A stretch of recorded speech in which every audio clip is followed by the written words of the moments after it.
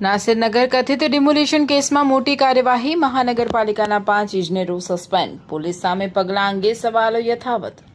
રાજ્યભરમાં ભારે ચર્ચા જગાવનાર નાસિરનગર કથિત ડિમોલિશન કેસમાં આખરે તંત્ર દ્વારા કડક હાથે કાર્યવાહીનો દરોડો પાડવામાં આવ્યો છે। આ ચકચારી મામલામાં ગંભીર બેદરકારી અથવા ક્ષતિઓ સામે આવ્યા બાદ મહાનગરપાલિકાના કમિશનર એમ નાગરાજન દ્વારા તાત્કાલિક અસરથી 5 જેટલા ઉચ્ચ અને જુનિયર ઇજનેરોને સસ્પેન્ડ કરી દેવામાં આવતા મ્યુનિસિપલ આલમમાં ભારે ફફડાટ વ્યાપી ગયો છે।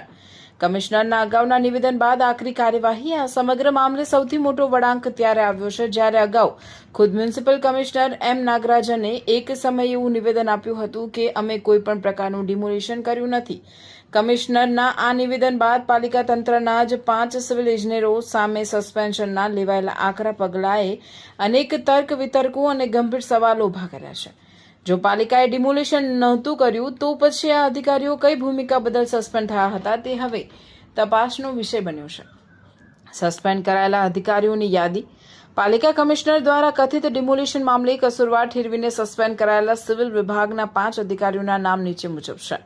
સુજલ પ્રજાપતિ કાર્યપાલક ઇજનેર, જ્યાંગ રામજીવાલા કાર્યપાલક ઇજનેર, અર્પણ પરમાર ડેપ્યુટી ઇજનેર, મોનિક ગઢિયા આસિસ્ટન્ટ ઇજનેર, નરેશ ગલચર જુનિયર ઇજનેર।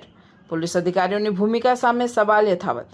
નાસિરનગરના વિવાદાસ્પદ ઘટનાક્રમમાં માત્ર પાલિકાના ટેકનિકલ સ્ટાફ સામે જ ગાજવીજ છે, જ્યારે ઘટના સ્થળે હાજર કે પ્રક્રિયામાં સામેલ પોલીસ અધિકારીઓ સામે હજુ સુધી કોઈ સત્તાવાર પગલાં લેવાયા નથી, જેથી સ્થાનિક સ્તરે અને સત્તાના ગલિયારાઓમાં એ સવાલ હજુ પણ યથાવત અને ઘેરો બની રહ્યો છે।